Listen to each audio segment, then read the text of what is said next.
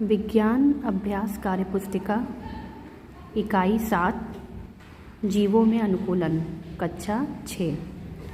प्रश्न नंबर 1 है, राजू ने एक धारा रेखित एवं चिकने शरीर वाले जीव को देखा। उस जीव का वास स्थान है। तो ये चिकना और धारा रेखित शरीर मतलब मछली, तो उसका वास स्थान क्या हो सकता है? पानी। जलीय पौधा है, जलीय पौधा जो जल में पाए जाते हैं, तो इसका आंसर है सिंघाड़ा। सामान्यतः मछली सांस लेती है। मछली में सांस लेने के लिए गिल्स, जिसे गलफड़े भी कहते हैं, राइट आंसर हो जाएगा 3rd नंबर पे। चौथा, मेढक रहता है।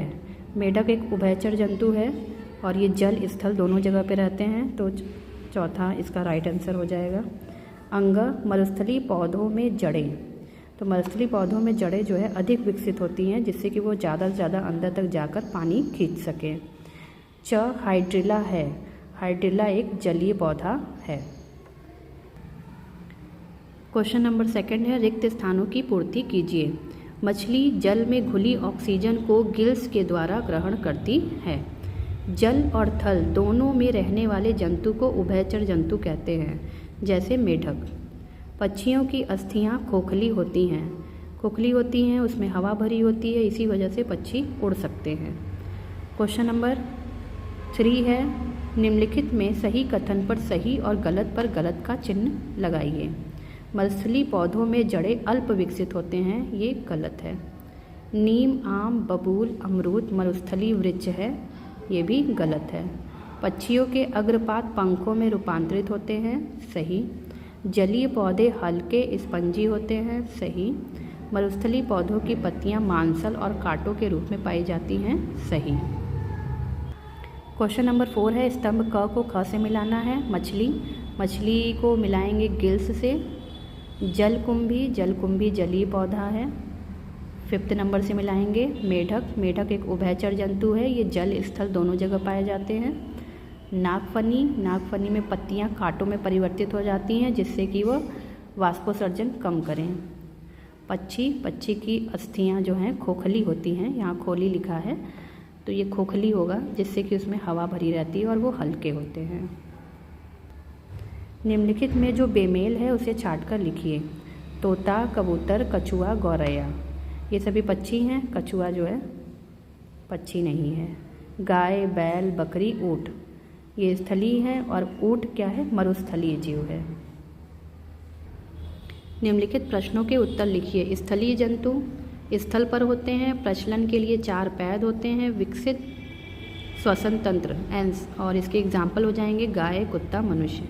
उभयचर जंतु जल और स्थल दोनों जगह होते हैं, इसका उदाहरण हो जाएगा मेढक, कछुआ। ख है, जलीय पौधे, मरुस्थलीय पौधे। जलीय पौधे जल में होते हैं, तना हल्का होता है, स्पंजी होता है, जड़ तंत्र अल्प विकसित, रंध्र उसमें कम होते हैं। आंसर इसका उदाहरण हो जाएगा कमल, सिंघाड़ा। मरुस्थलीय पौधों में तना मांसल होता है, मरुस्थल में पाए जाते हैं, पत्ती कांटों में रूपांतरित होती है, जड़ तंत्र अधिक विकसित होते हैं, नागफनी, सतावर। नेक्स्ट क्वेश्चन है, यहाँ पर जीव को निम्नलिखित जीवों के प्रकार के अनुसार उनका नाम लिखना है। मरुस्थल में पाए जाने वाले ऊँट, छिपकली, नागफनी, सतावर, सफ़ेद हिरन। स्थलीय कुत्ता, शेर, गाय, बकरी, मनुष्य। वायवी में पक्षी आएंगे, कौवा, कबूतर, तोता, गौरैया, बाज, या कोई भी पक्षी आप यहाँ पर लिख सकते हैं। जलीय पौधे जल में पाए जाने वाले, यहाँ पे जलीय में पौधे और जंतु दोनों लिख सकते हैं, तो कछुआ, मछली, वेल, सिंघाड़ा, कमल। नेक्स्ट है, वर्ग पहेली को सॉल्व करना है। ये यहाँ पर वर्ग पहेली दी हुई है। पहला है मरुस्थलीय पौधा, बाएं से दाएं, तो बाएं से दाएं नागफनी यहाँ पर भरेंगे। स्थलीय पौधा बाएं से दाएं 2 नंबर, नी दिया हुआ है तो नीम। पक्षी का नाम तोता, तो यहाँ बाएं से दाएं 3 नंबर, तोता।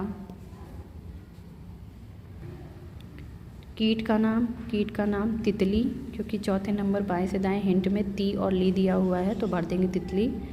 5वां मरुस्थलीय ऊँट का नाम, बाएं मरुस्थलीय जंतु का नाम, तो ऊँट हो जाएगा। ये 5वें नंबर पे ऊ लिखा हुआ है, ऊँट।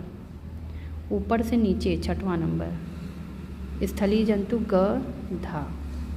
जलीय जंतु 7वां, ऊपर से नीचे ली दिया हुआ है, मछली। उड़ने वाले जंतु का नाम 8वां, ऊपर से नीचे की लिखा हुआ है, ट लिख देंगे कीट। मरुस्थलीय पौधे का नाम, ये तिरछा देखना है हमें, सतावर, सतावर। Thanks for watching.